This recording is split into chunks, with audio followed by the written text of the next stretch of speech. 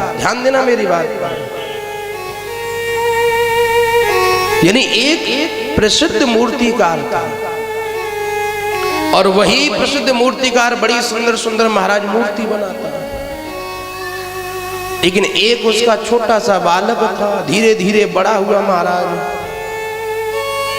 जब धीरे धीरे बड़ा हुआ ना, तो पिता ने क्या सोचा कि मैं अपने बेटे को यही मूर्ति बनाने की कला सिखा देता हूं, क्योंकि हर पिता चाहता है कि भाई मैं अपने बेटे को अपने जैसा बनाऊं।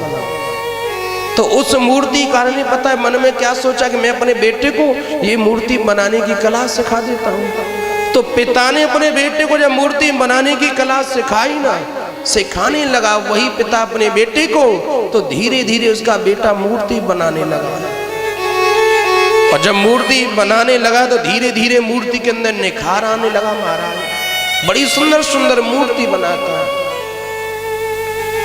लेकिन एक दिन उस बालक ने अपने मन में सोचा कि चाहे कुछ भी हो जाए, मैं अपने पिताजी के मुखार बिंद से अपनी प्रशंसा सुनना चाहता हूं।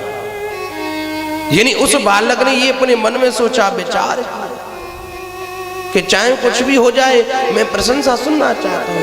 मूर्ति बनाता, पिता को दिखाने के लिए जाता, लेकिन पिता क्या करता, उस मूर्ति के अंदर कोई ना कोई कमी निकाल देता कि देख बेटा इस मूर्ति में थोड़ी सी ये कमी रह गई, और वही पुत्र मेहनत करने लगा।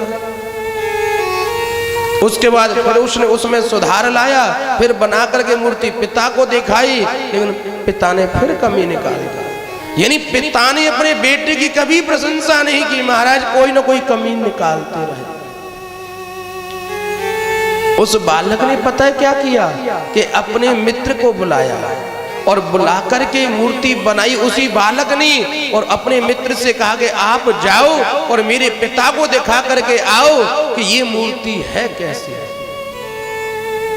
और जो बालक था ना वो ओट में छुप गया महाराज, और उसके पिता के पास उसका मित्र गया और कहा कि देखो ये मूर्ति कैसी है। तो पिता ने बड़ी प्रशंसा की महाराज कि देखो बेटा तुमने बहुत सुंदर मूर्ति बनाई, बड़ी अच्छी मूर्ति बनाई है, देखो तुझे कितना निखार है। तो उसका बालक निकल आया पिता के सामने कि पिताजी ये मूर्ति इसने नहीं बनाई, ये मूर्ति मैंने बनाई है। कि तुमने बनाई है? कि हाँ, कि मैं आपको मूर्ति बना करके दिखाता, लेकिन आप कोई ना कोई कमी निकाल देते, और इसीलिए अपनी प्रशंसा के लिए ये कार्य मैंने किया है।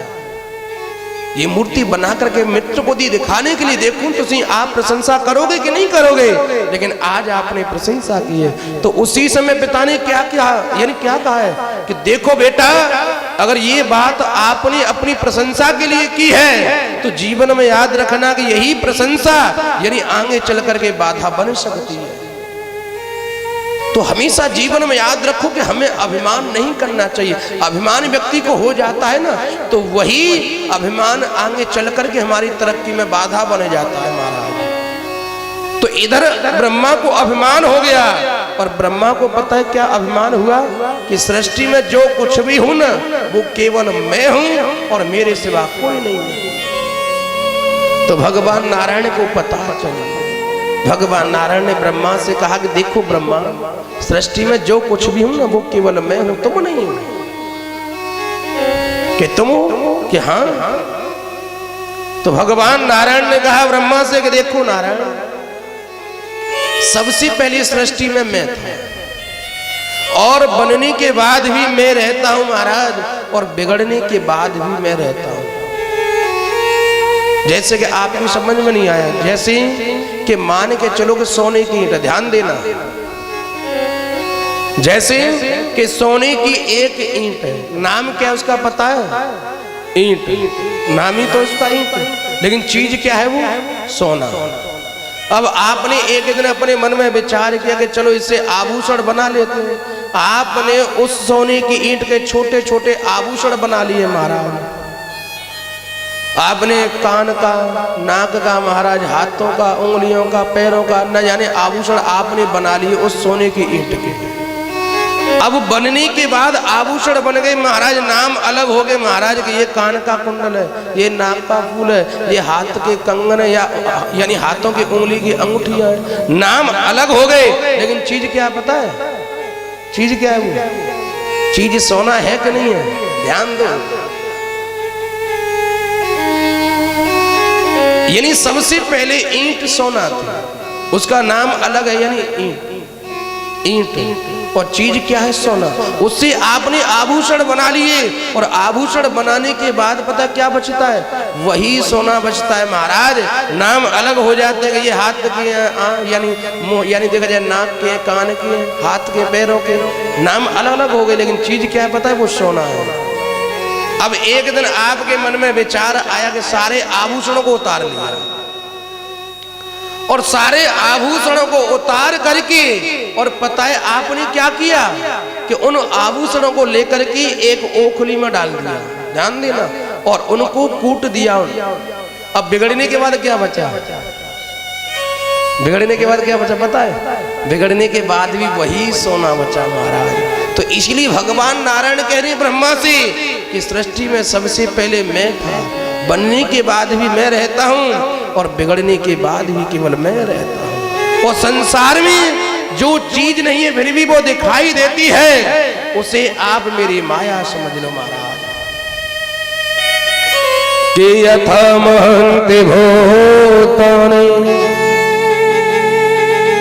कि यथा महन्ति भूतानि, और भूतेषु चावचेष्वनु, और प्रविष्टान्यान प्रविष्टानि, तथा तेषु न तेषु। यानी सारा संसार 5 तत्वों से बनता है महाराज। चींटी भी 5 तत्वों से बनती है, हाथी भी 5 तत्वों से, और ये शरीर 5 तत्वों से बनता है। किछित जल पावक गगन समीरा, छित जल पावक गगन समीरा, चित जल पावक गगन समीरा, चित जल पावक गगन समीरा, पंच रहती आते अधम शरीरा, पंच रहती आते अधम शरीरा। यानी इन 5 तत्वों से सारी दुनिया बनती है महाराज। पृथ्वी, जल, तेज, वायु, आकाश। और एक भी तत्व अगर शरीर से निकल जाए ना, उसी समय व्यक्ति का शरीर छूट जाता है। तो इधर भगवान ने कहा विधाता ब्रह्मा से, ये मैंने जो तुम्हें उपदेश दिया है ना, इसी का नाम है भागवत। और भागवत को स्पष्ट करके कहा जाए, भागवत किसे कहते हैं? देखिए, भगवान का जो हो जाए ना, उसे हम भागवत कहते हैं। और भागवत के उपदेश का नाम है भागवत महाराज। भगवान के निवास का नाम है भागवत, और भगवान के प्रिय जनों का नाम भी है भागवत। के भाव शब्द कीर्ति वचनों, के भाव शब्द कीर्ति वचनों, और ग शब्द ज्ञान वाचक है, कि सर्वेष्ट वचनो वत्सस्तस्य, और विस्तार से वाचक है।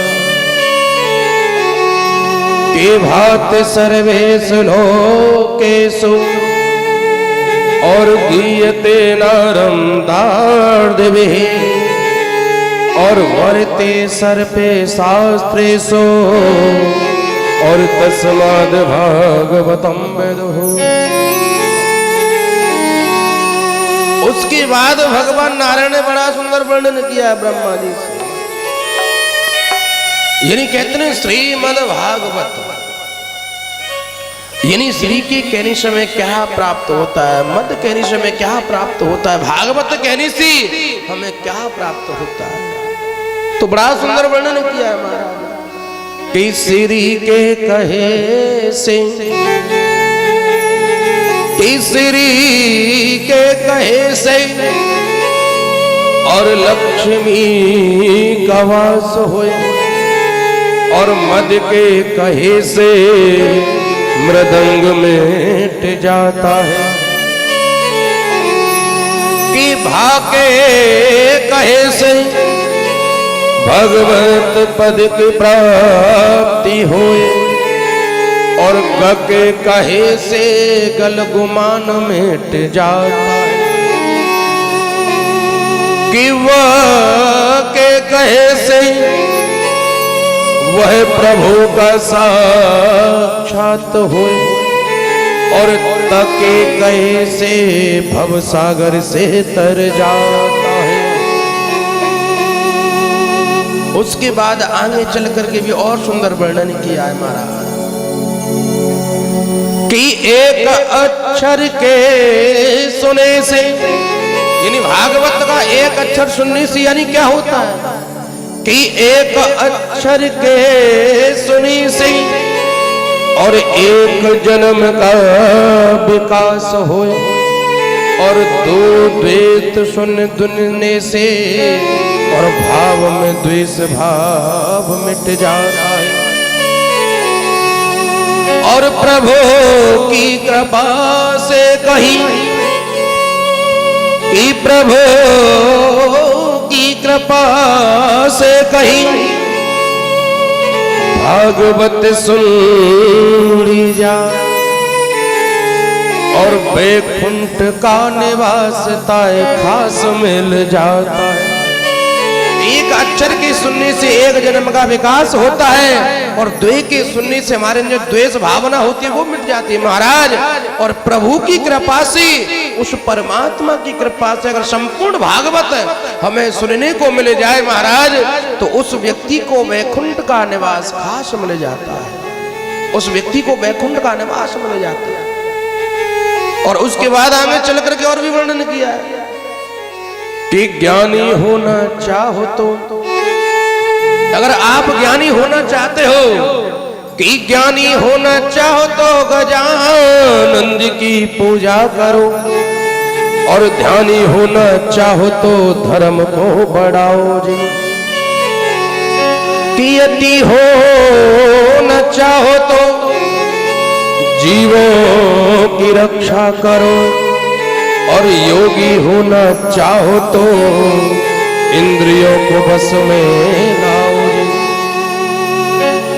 भागना चाहो तो, अगर आप भागना चाहते हो, कि भागना चाहो तो और भागो बुरे कर्मन से और आवना चाहते हो तो प्रभु की शरण में आओ जी।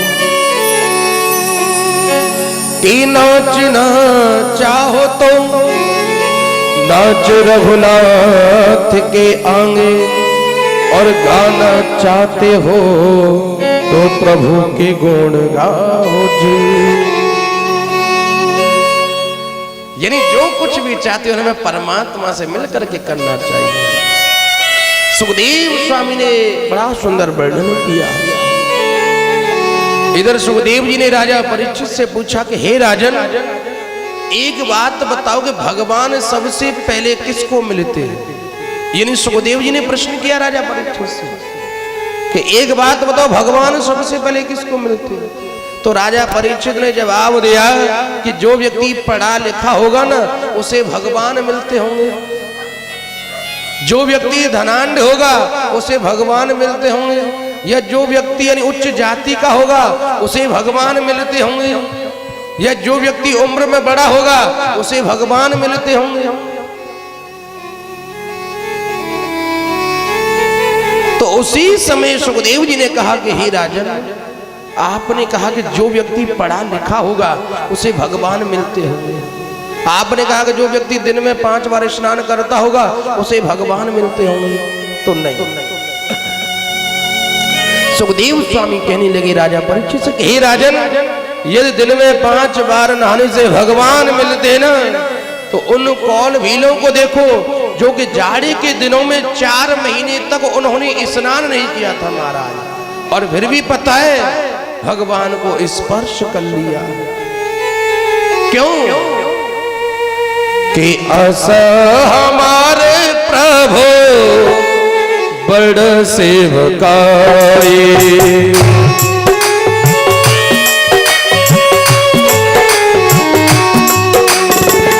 अस हमारे प्रभु बड़ सेवकाए।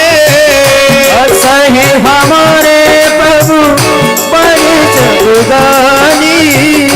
लेहि नवासन बसन आए। लेहि नवासन तो अगर भगवान अगर ये देखते कि 5 बार नहाने से भगवान मिलते हैं तो कौल भीनो नहीं, जाड़े के दिनों में 4 महीने तक स्नान नहीं किया लेकिन फिर भी भगवान को स्पर्श करने लगा। आपने कहा कि जो व्यक्ति उम्र में बड़ा होगा तो ध्रुव जी को देखो जो 5 वर्ष के थे लेकिन उनको भी भगवान ने स्पर्श कर, उनको भी भगवान के दर्शन हुए 5 वर्ष के। आपने कहा कि जो पढ़ा लिखा व्यक्ति होगा उसे भगवान के दर्शन होंगे। तो एक बात तो उस गजेंद्र को देखो जो कि एक जानवर था महाराज, उसको भी भगवान के दर्शन हुए।